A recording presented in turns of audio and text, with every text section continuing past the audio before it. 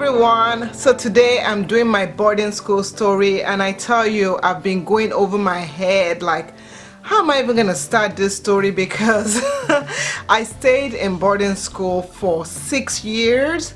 So to tell the story of how it was in boarding school is gonna take a long video, and I'm hoping that this video won't be long. So if you're not familiar with the old boarding school system in Nigeria, when I was younger, back in the 80s, that's when I went to boarding school. Yes, I'm pretty old. But when I was applying, when I was in primary school, which is like grade school here in the US, or elementary school, I was one of those people that I knew I wanted to go to boarding school. The thing you did was you went to boarding school. Everybody went to boarding school if it was kind of like the in thing, and my parents had told me that I was going to go to boarding school. I was not really nervous about the whole thing because my brothers have also been to boarding school, and my brothers, two of my brothers were still in boarding school at that time. So I was pretty excited about it. I was excited about being away from my parents and just being on my own. So when I started boarding school, the first thing that my brother told me was, my older brother told me, was that you need to get like a school mother. And a school mother is somebody that is in a grade, like in a class higher than yours. So it might be a senior class, like let's say 8th grade, 9th grade, you know, kind of senior high school grade. So I had to get a school mother who will kind of protect me against bullies and people wanting to mistreat me and things of that sort. So that was my first plan. So when I got there, I made sure that I found somebody that I could relate to, that could help me out. And it was a bit difficult. And one thing I knew was that when I was going to boarding school, I knew that number one, I did not want to suffer. Because boarding school is notoriously known for, if you get there, oh, it's suffer. You're going to suffer because you're away from home. Some kids even cry and they whine every visiting day. So beginning of every Sunday in the boarding school that I went to, every Sunday, first Sunday of the month, your parents are allowed to come and visit you and bring you home food, because in boarding school there are a lot of foods that you're not allowed to bring with you. So you have a list given to you when you start school. You have a list that your parents have to go through for your school supplies. So like for your clothes, you have to buy clothes. You also have to buy food, which is known as provisions. Some foods are against school regulations, like you're not allowed to bring some kind of food like candy. Nope. You're not allowed to have candy in school. Some food you could purchase from the school store, and some other foods you just don't bring it, because we do have inspections, and I'll talk about that later. So we started school, and the school that I went to was a co-ed school. I went to a federal government college school, and that's another thing. There are private boarding school, and there's also federally owned, you know, like owned by the government. And for me, I preferred, at that time, you know, the federally owned boarding schools were much better. So yeah, so anyway, so we started boarding school. I started in my first grade. I was about 12, so I was big sis age. I was away from my parents. The very first time ever I was away from my parents, and I knew I didn't want to do chores. Yes, I was a bit spoiled. I didn't want to do chores.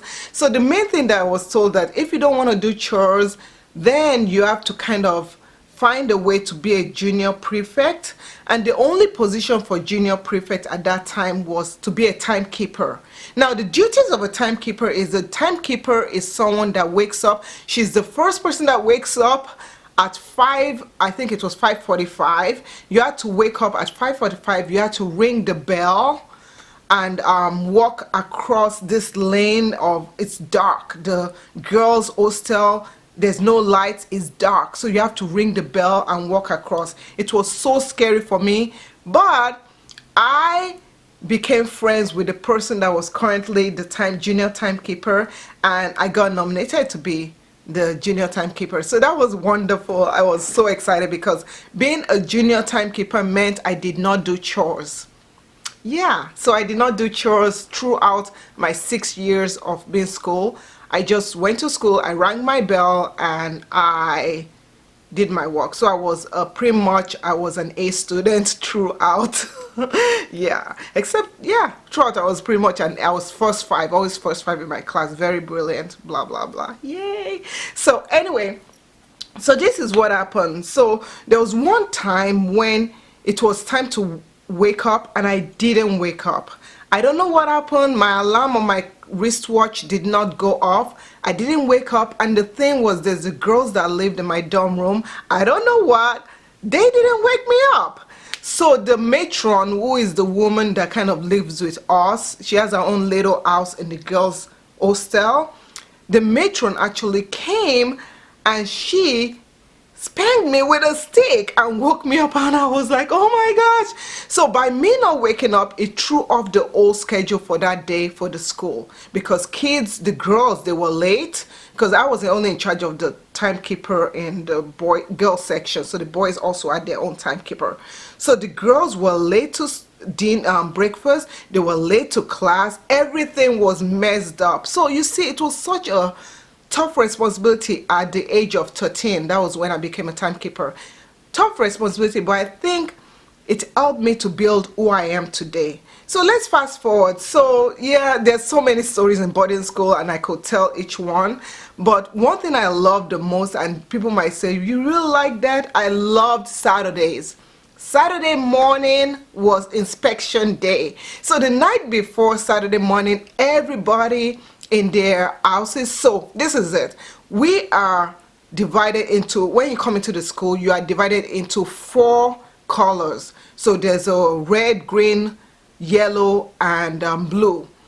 That is how they put you into a category, and you compete for cleanliness, you compete for sports according to your house color. So I was in the green house, and my green house name was called Oshun House. And Oshun House, we were not like the best in sports. We tried our best in cleanliness, and I just loved that. I loved, you know, making sure that things are clean, making sure that everything was clean, and I just absolutely love it. So I loved inspection. I loved the night before. The night before we're scrubbing the floor, you know, with brooms, and we're mopping, and we're trying to make everything as clean as possible. So maybe that's why I love, my house is always spotless, it's always clean, but that instilled that cleanliness value in me. Yeah, so the food sucked. It was really bad. There was, sometimes you found bugs, sometimes you found stones in your food. The food was not great. I lost so much weight. Yes, it's called the boarding house diet. I lost so much weight in boarding school that when I came back the very first term, my parents were like, oh my gosh, I was like all bones. But it got better as you adjusted, it got better, and things of that sort. So let's fast forward to my senior years and my senior grade years. So other things happened in between. I have a story where a boy entered the girls' hostel in the middle of the night and stole my towel, and my brother saw my towel in the boys' hostel. I guess he used it to cover his head when he was running away, but it was so funny. But anyway, I have other stories of, you know, people being afraid that there was ghosts and everybody was like so scared. I have stories of just different things in boarding school that it would take forever to go into. But talking about senior year, I knew that as being the timekeeper, junior timekeeper, automatically I got nominated for senior timekeeper. So it was like all good. But with that, I also struggled with some of the people that were in my grade, that, you know, some people felt like, oh, I didn't do chores, that was unfair, blah blah blah. But overall, it was a wonderful, wonderful experience.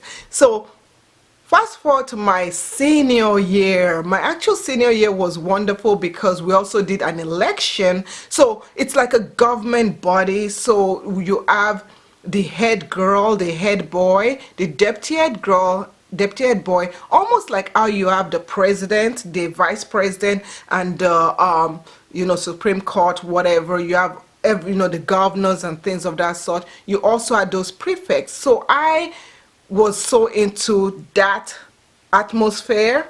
Oh, the sun went down. So I was so into that atmosphere, and I became the deputy head girl, which meant that I was in charge of the little girls, the junior girls, and I absolutely loved them. They were just, I don't know if any of you went to boarding school with me and you were in my school, and I absolutely loved it.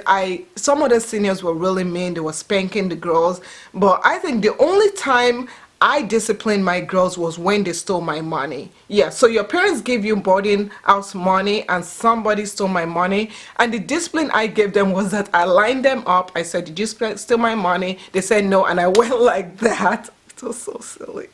And then I gave each one of them a peck on the cheek, so which was kind of weird, but I just felt really bad.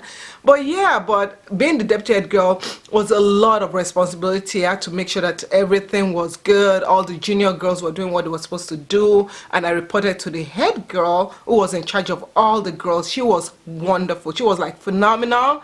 She was awesome. I mean, she was my friend, and I really enjoyed that time. One story from boarding school that happened was the time I fainted. I got spanked once and I fainted. And what happened was that was around the time when I was diagnosed with anemia, and I was on so many medications, and the senior, it was supposed to do activity. It was dancing, and I wasn't really into the music, so I ran away and I went to study in the library. So when I came back from the library, the senior saw me and she started like spanking me, like running after me, spanking me, and I ran and I fainted. My blood was low, everything was low, and that was the worst experience ever because I thought I was gonna die. But overall, boarding school was a wonderful experience. Will I let my daughters go to boarding school? I don't know. I don't think so. It was a lot of challenges. If I wasn't a prefect, I'm sure I'd be like, it was the worst years of my life. But for me, I enjoyed it because I had sisters, I had friends, and I had people that I loved in boarding school. So that's my boarding school story. It's a lot of things, but I just shortened it for you guys so that this video won't be super long. If you went to boarding school, I want you to let me know, number one, was it a mixed boarding school, boys and girls? What was your best experience of boarding school, and what was your worst experience of boarding school? So thank you so much for watching. I will see you in the next video. Bye.